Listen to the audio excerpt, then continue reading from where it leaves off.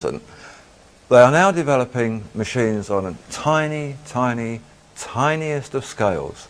This one here, this is an ant. If you can imagine the size of an ant, just think about how small an ant is and whether you've ever even seen an ant's mandibles.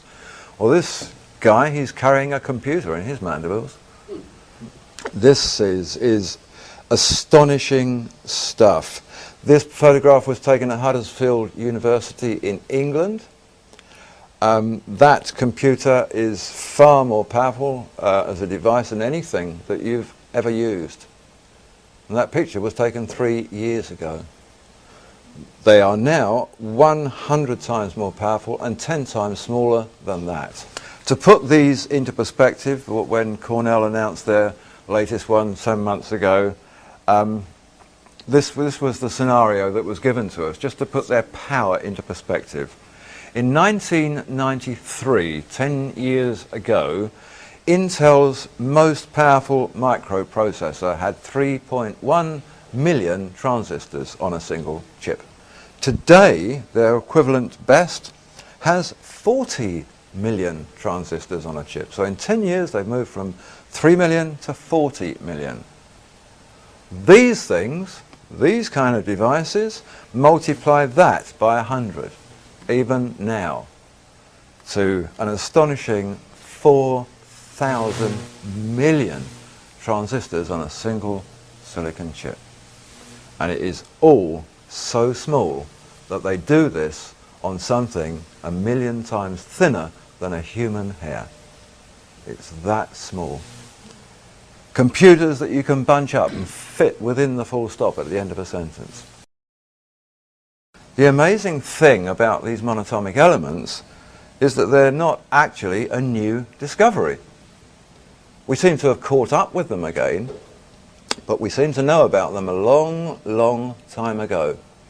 We can go back to some very ancient texts. We can go back to Egypt, we can go back to Mesopotamia, we can go back even to the Bible itself and find lots and lots of ancient references to magical powders which actually seem to do all of the things that scientists are now telling us that these are capable of.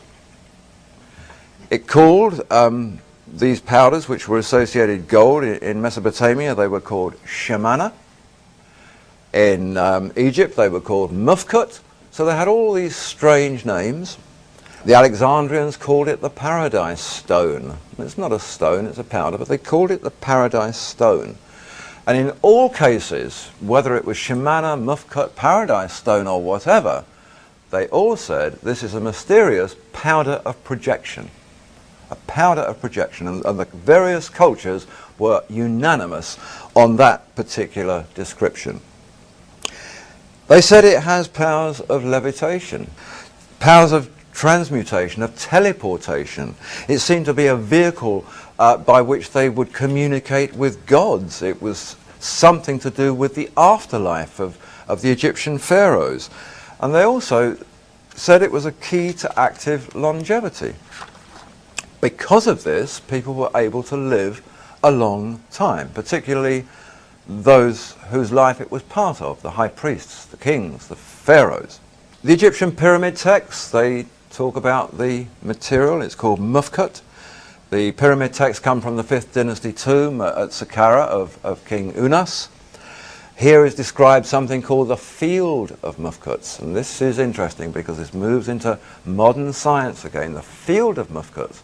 This material was meant to have a field around it or about it, or that it was associated with, that was very magical and very powerful, and was the field in which the pharaohs would communicate with the gods. It was the field that determined their final gateway to the afterlife.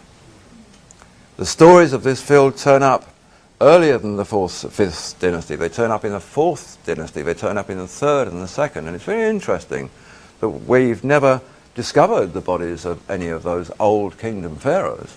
We've discovered what we think might be their tombs, but we've never discovered their bodies or their mummies. Those that we've got are from a much later time. Somehow or other they seem to have vanished into thin air. And the texts tell us they were sent into the field of mufkuts. Intriguing. This is a portion of an old Egyptian temple. There's an interesting story behind this temple. The anniversary of its discovery, the 100th anniversary, is next year. It was discovered in 1904, but it was not discovered in Egypt. Back in 1904, the Egyptologist Sir Flinders Petrie, British archaeologist, went on an expedition into the land of Sinai to map the country for the Egypt Exploration Fund. And that was the land apparently where Moses had taken the Israelites and they'd crossed this land of Sinai to get from Egypt into the Promised Land. And en route there they'd stopped at this amazing mountain.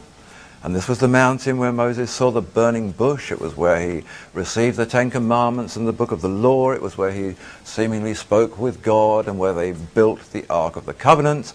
And this whole story is full of accounts of fires and all sorts of amazing magical things going on. Anyway, they decided to climb this mountain. They climbed it. 2,500 feet above ground level, they found a great plateau with this temple. An Egyptian temple in the middle of nowhere. 270 feet of it on this plateau. Another equal amount of it back inside a cave that was carved into the mountain. This thing was very important. At the time, they didn't know what they were looking for, they didn't know what they'd found, but they found a secreted hoard of pure, unadulterated white powder, which they said they winnowed and they sieved and they tested. There was nothing there, no residue of anything, just this amazing powder, which he said would disappear into your fingerprints. It was so fine. It seemed to have been an operative workshop, he said, more of a place of work than worship. The whole thing was dedicated, it seems, to mufkut and the production of mufkut. Every pharaoh from the 4th dynasty to the 19th dynasty was portrayed there. Every pharaoh had stated things that were written on tablets in this mountain. So these wall reliefs depict, going through the pharaohs of numerous dynasties, strange presentations. This is an example of one. This is drawn up by the Egypt Exploration Fund, this particular one from a relief. This is Pharaoh Amenhotep III. This is an 18th dynasty pharaoh. And the caption, these are all captioned in hieroglyphs. It says, Shebek Hotep brings the noble and precious stone to His Majesty. He is the guardian who brings the bread because he is the great one over the house of gold. So we have this, and we have this fellow here called Shebek Hotep, a treasurer fellow who's holding in the middle of the picture this cone-shaped object. So the association is there, and there are numerous of these. And once that had been discovered in this Sinai temple, the moment Egyptologists went back into Egypt and began to look, they kept finding these mufkut, cones, bread, light. It was about bread. It was about something the kings ingested. They were eating this material that was formed into little cakes, but it was a powder.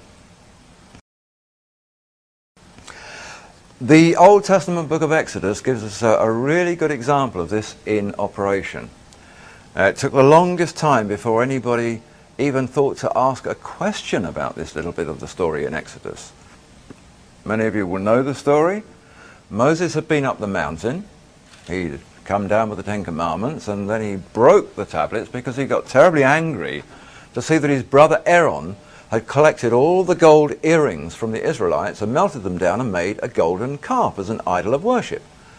And he said, well, that may be the way we used to do things. We don't do that anymore. We have this new culture here that we're part of, and I've just spoken to the Lord of this culture, and we don't worship graven images anymore.